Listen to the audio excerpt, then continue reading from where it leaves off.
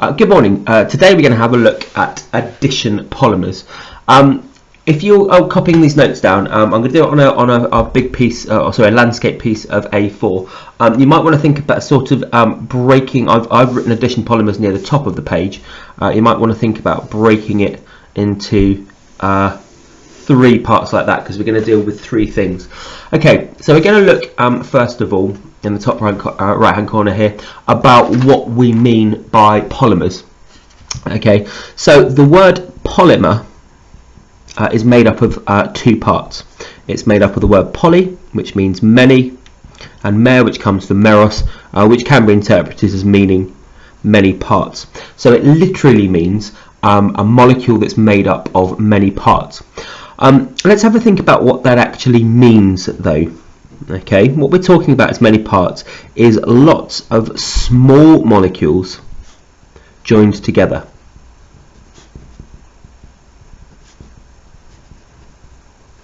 And in fact, those small molecules that are joined together we call monomers.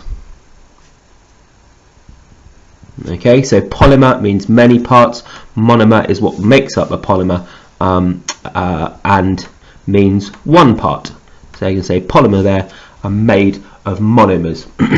Let's think about what that actually means. Okay, we're just going to have to take this really poor drawing here. Is me drawing a carrier bag. It's not a very good drawing, but there we are. So this is a polythene or polyethene carrier bag. If we were to look at the structure of this, if we could actually look under an electron microscope, the structure of this, what we would see is loads and loads of long chain molecules, extremely long chain molecules, much longer than anything we get in at hydrocarbon chemistry.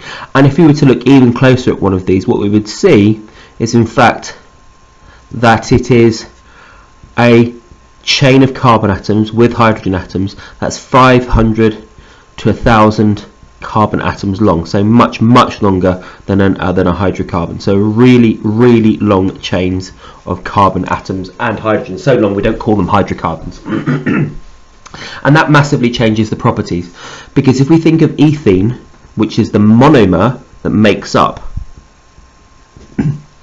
polyethene, we know that ethene is a gas, and that's because it has very weak intermolecular forces between the molecules.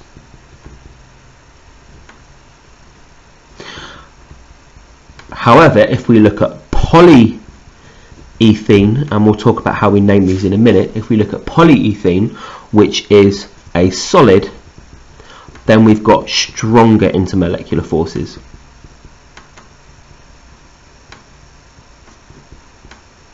And that's because we've got much longer chains.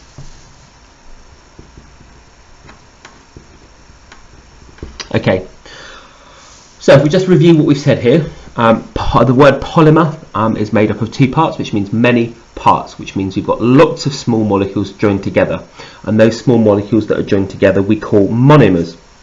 If we look at the drawing of my carrier bag here, then we would see that it was actually made up of very long chains of carbon atoms with hydrogen atoms attached, 500 to 1,000 carbon atoms long.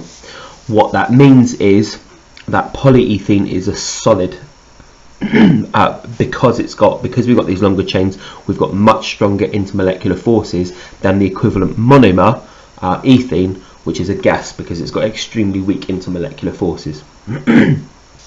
So let's have a look at how these are formed and why they're called addition polymers. I'm only going to show this for 3 ethene monomers, I think, because beyond that it would get a little bit confusing for us to draw. So here's 3 ethene monomers. So this is ethene, and these are the monomers that are going to make up our polymer.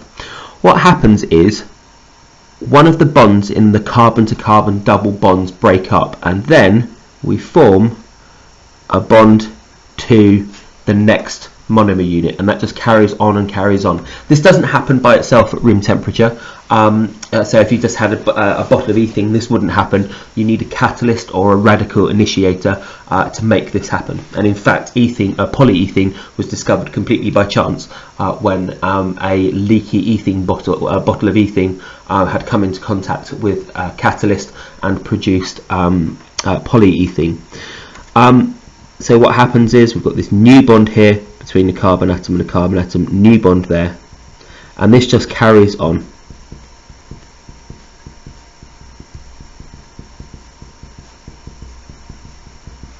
So at the either ends of this, hopefully you'd see that you'd have more and more carbon atoms with hydrogen atoms, more and more carbon atoms with hydrogen atoms there.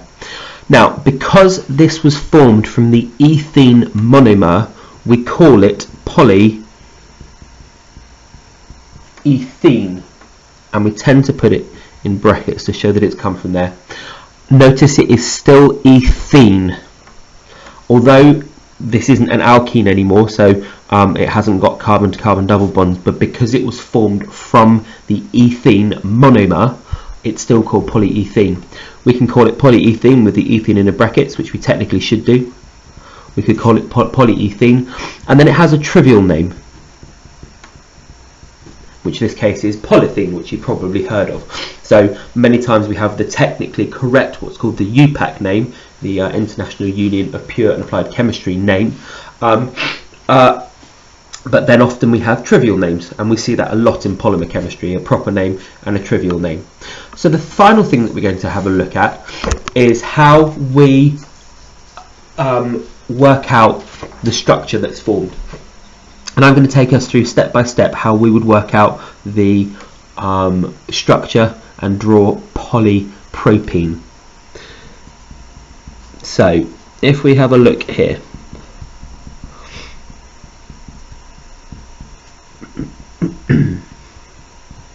so this is propene, and propene is going to be our monomer that we're going to make the polymer polypropene out of.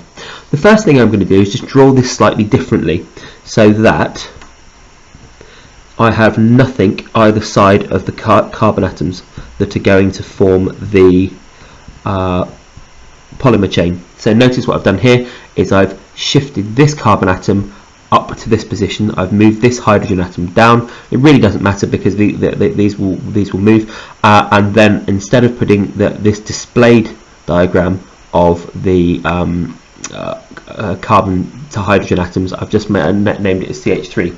Technically what I should have done actually is put the CH3 there and the hydrogen there. There is a reason for that, but we're not going to worry about that for the moment. There's a little bit of a mistake there, but I'm not going to go back and correct that for now.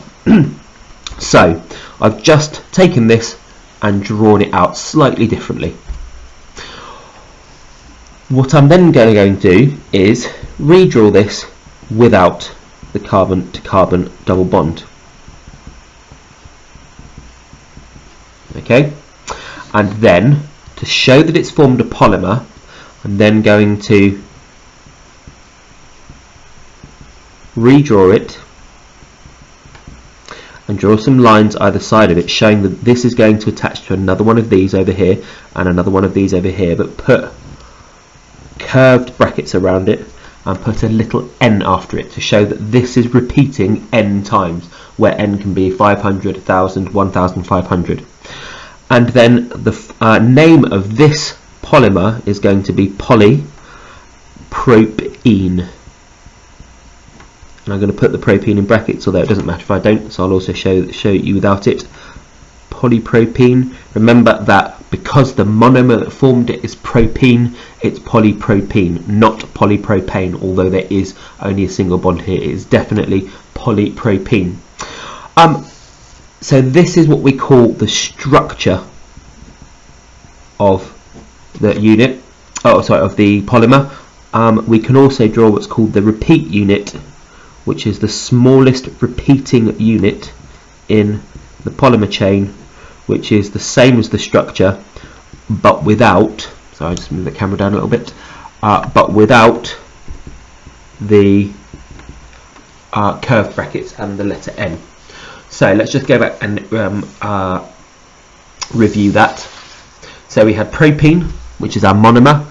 I've drawn it out slightly differently and I've just shifted some of the bonds around, but it's still propene. Remember, technically I made a slight mistake there, that CH3 should be on the bottom, but it doesn't affect what we're doing for now. I've then redrawn it without the double bond, and then I've shown that this will join on to other propene units, and because it's a polymer we put curved brackets around it and an N to show that this repeats N times. And then I've also showed you the repeat unit, and remember that the name, all we do is we take the name of the polymer, sorry, the name of the monomer, propene, and we put poly in front of it.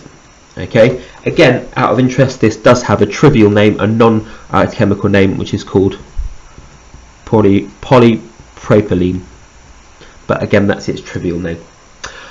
Okay, I will try and zoom out so you can see the whole page, and I think we've just about managed to get it on there so that you can see it, and then I'll leave it there. Thank you very much.